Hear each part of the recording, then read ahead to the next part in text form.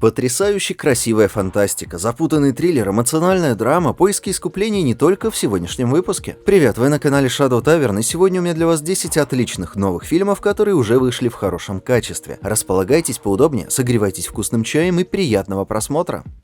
Кит. Фильм наконец появился на сервисах видеоаренды. Он рассказывает историю затворника, страдающего болезненным ожирением, который пытается наладить отношения со своей дочерью-подростком. Кит не просто история о чрезвычайно толстом человеке, а о человеке с разрушительной пищевой зависимостью, вызванной горем и сожалением и полным отсутствием самоуважения. Он является более приземленным и прямолинейным, чем большинство фильмов А24 и другие работы Аронофски. Полагается в основном на чистые эмоции и борьбу, которые мастерски изображает Брендан Фрейзер. Фильм на самом деле гораздо глубже, чем его довольно поверхностный сюжет, и в этом заключается его истинная сила. У него также нет явного героя или злодея, каждый персонаж в той или иной степени является и тем, и другим. Это делает фильм душераздирающим и заставляет зрителя наблюдать за поиском искупления героев. Сценарий фильма достоверный, трагичный и полон интриги. Брендан Фрейзер, который давно стал любимцем фанатов, в этой работе производит впечатление и вызывает искреннее уважение. «Кит» — это блестящий фильм, который заставит вас переосмыслить актерскую игру Брэндона. Если вы все еще сомневаетесь, стоит ли смотреть его, то обязательно посмотрите, чтобы потом не жалеть, что вы его так и не посмотрели, потому что это фильм-претендент на Оскар с настоящим сердцем. Памела. История любви. Фильм представляет собой документальный портрет знаменитой актрисы и модели Памелы Андерсон, который рассказывает историю ее жизни и карьеры через ее личные записи и дневники. Фильм охватывает ее восхождение к славе, скандальные романы и печально известный скандал секс-видео. Фильм поражает своей эмоциональной откровенностью и искренностью Памелы, которая позволяет зрителю почувствовать все ее эмоции, от радости до грусти. Хотя обычно документальные фильмы о знаменитостях кажутся самолюбованием, этот портрет Памелы оказался удивительно честным и захватывающим. Естественно, следует сделать поправку. Это ее биографический фильм, и Памела представляется в самом лестном свете. Ее готовность предоставить режиссерам полный доступ к дневникам придает достоверность порой травмирующей истории. В итоге фильм оказался не только портретом знаменитости, но и историей о женщине с необычайным мужеством и силой духа.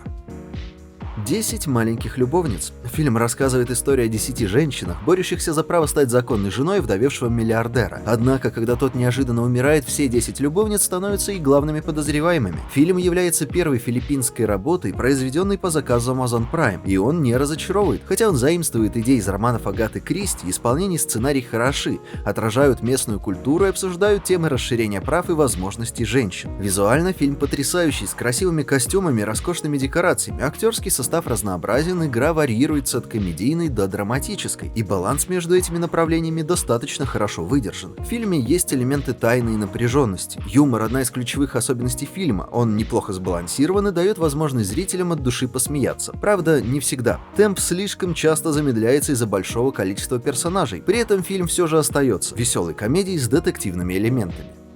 «Сила мечты» — это фильм, основанный на реальной истории Джессики Уотсон, которая решила стать самым молодым человеком, совершившим одиночное, безостановочное кругосветное плавание без посторонней помощи. Фильм подчеркивает дух исследования и приключений, но некоторые сцены романтизируют события, они показывают реальное потрясение, через которое прошла Уотсон. На ее пути возникают препятствия, включая неделю, проведенную на мели, и кошмарнейший шторм, но они не всегда полностью передаются зрителям. Для того, чтобы показать весь героизм происходящего и разжечь в зрителях дух авантюризма, историю показали нам в почти диснеевском, упрощенном стиле. Фильм также переключается на воспоминания о взрослении Уотсон и ее жизненных ситуациях, которые привели к решению совершить кругосветное плавание. Съемки и спецэффекты достаточно хорошие. В фильме много захватывающих экшн-сцен, которые заставляют вас почувствовать, будто вы находитесь на борту вместе с Джессикой. Несмотря на небольшой бюджет, фильм достоин просмотра благодаря сильной и интересной истории, а также качественной актерской игре. В обзорах фильм часто рекомендуется для семейного просмотра.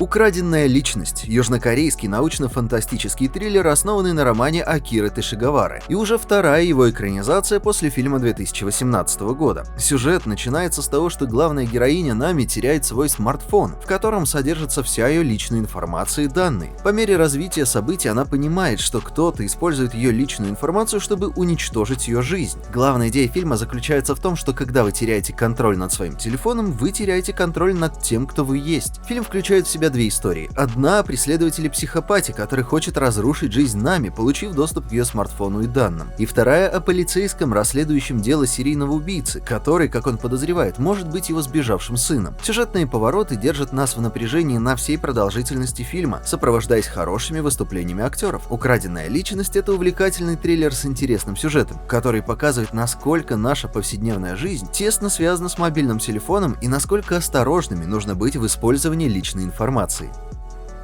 Аферисты. Оказавшись на дне, люди всегда стремятся разбогатеть, а если рядом подвернется еще и общество, состоящее из миллиардеров, то любой авантюрист понимает, что единственный способ получить прибыль от своего положения среди элиты – это обокрасть всех вокруг. «Аферисты» — это комедийный триллер от режиссера Бенджамина Карена, который показывает, как наивны и слабы самые богатые люди в обществе. Фильм также является первой полнометражной работой режиссера, лауреата премий Эмми, Бафта и Золотой глобус, работавшего над эпизодами сериалов «Андор», «Шерлок», «Корона» и других. Хотя фильм имеет талантливый актерский состав и забавный сюжет с чередой предательства и поворотов, он не до конца справляется с жанром фильма головоломки и прорисовывает персонажей не так глубоко, как хотелось бы. Да и реальной опасности, достаточной для успешного триллера, здесь не будет. Тем не менее, фильм «Аферисты», хоть и не способен действительно потрясти, все же является достойным развлечением для любителей триллеров и поклонников актерского состава. Фильм можно смотреть не задумываясь и просто наслаждаться чередой поворотов. Хороший выбор для тех, кто ищет легкое и забавное зрелище.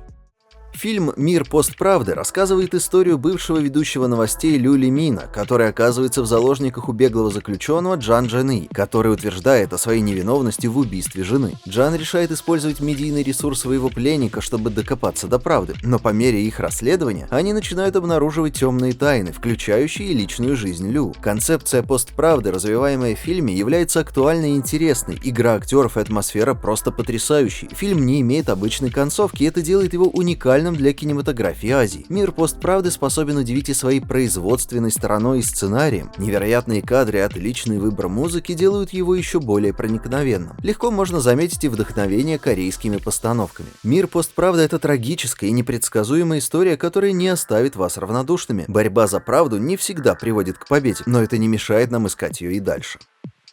«Бескрайний бассейн» — научно-фантастический фильм ужасов режиссера и сценариста Брэндона Кроненберга. Богатая молодая пара встречает странную незнакомку на роскошном пляже и отправляется за пределы курорта, где сталкивается с культурой шокирующего насилия и гедонизма. Они соблазняются участием в смертельном декадансе островной жизни, что приводит к трагическому несчастному случаю и невообразимому выбору с ужасающими последствиями. Мия Гот отлично исполняет роль соблазнительницы, которая толкает героя Скарсгарда на поступки, о которых он никогда бы и не подумал, а герой Скарсгарда просто совершает неадекватные, нелогичные поступки. Однако, хотя многие оценили режиссуру Брэндона Кроненберга, некоторые странные ракурсы и приемы мне кажутся раздражающими и в плохом смысле слова головокружительными. Фильм содержит много секса, насилия и жестокости, что кажется попыткой соответствовать титулу его отца, короля боди-хоррора. Но это не добавляет ничего запутанному сюжету. Возможно, у Кроненберга всегда есть отличные идеи, но реализация персонажей и сюжета вызывает сложности. Если вам нравятся экспериментальные и жестокие художественные фильмы, то на «Бескрайний бассейн» стоит обратить внимание. Блейз. Фильм рассказывает историю молодой девушки-подростка, которая сталкивается с травмирующей ситуацией, которую она не может полностью понять, и о том, как она пытается пережить это событие. Режиссер использует сюрреалистические сцены, чтобы показать ее способность справляться с мыслями и уйти в потустороннее пространство фантазий. Хотя главная актриса Джулия Савидж хорошо смотрится на главной роли, основной элемент фильма не всегда воспринимается одинаково. Есть некий диссонанс между стилем сверхъестественных, конфетно-цветных видений и эмоциональным минным полем, по которому движется главные герои фильма. Картина хорошо показывает процесс преодоления травмы и имеет в себе большой потенциал. Чуть лучше были бы эти сцены реализованы, и фильм мог бы стать одним из лучших в этом году. Несмотря на это, если вы любите эмоциональные ленты, не против броскости и частых мелодраматических песен в саундтреке, то этот фильм может вам понравиться. Чон И – южнокорейский научно-фантастический фильм, действие которого происходит в будущем, когда изменение климата приводит к тому, что Земля становится менее пригодной для жизни. Человечество бежит в 80 орбитальных убежищ, но 3 из них объявляют о своей независимости и нападают на остальные и на Землю. Во время этой войны капитан Юн Чон И становится легендой, но ранения, полученные в бою, приводят к ее коме. Спустя годы ее дочь становится ведущим исследователем в команде, использующей оцифрованное сознание матери для создания боевого искусственного интеллекта. Чон-И не просто боевик с огромным количеством роботов, это драма об антиутопическом будущем, где технологии используются неэтично, чтобы служить целям больших корпораций и военных комплексов. Фильм отлично показывает, как будет выглядеть будущее, если развитие технологий уведет нас еще дальше от нашей человечности. Экшн-сцены проработаны хорошо и не слишком запутаны, как в большинстве азиатских sci-fi фильмов, где трудно разобраться в происходящем. Чон-И обладает высокой производственной ценностью и отличной кинематографией, которая является приятным бонусом. Визуальные эффекты на высшем уровне, но, что и говорить, именно ради них и стоит смотреть этот фильм. В то же время у боевика есть и жирнющие минусы, такие как постоянные пошлые раздражающие попытки в юмор и запутанный сценарий. Концептуальная история приличная, но в ней слишком много стиля и очень мало сути. Не забывайте, упор был сделан именно на визуальную составляющую. В итоге Чон-И, пожалуй, обязателен к просмотру для тех, кто любит жанр киберпанк и хочет увидеть глубину и эмоциональную связь в научно-фантастическом фильме. На этом у меня сегодня все. Спасибо за просмотр. Если видео вам понравилось, то не стесняйтесь делиться ссылкой на него со своими друзьями, подписываться на канал и жать на кнопки под плеером. И до встречи в следующем выпуске. Пока.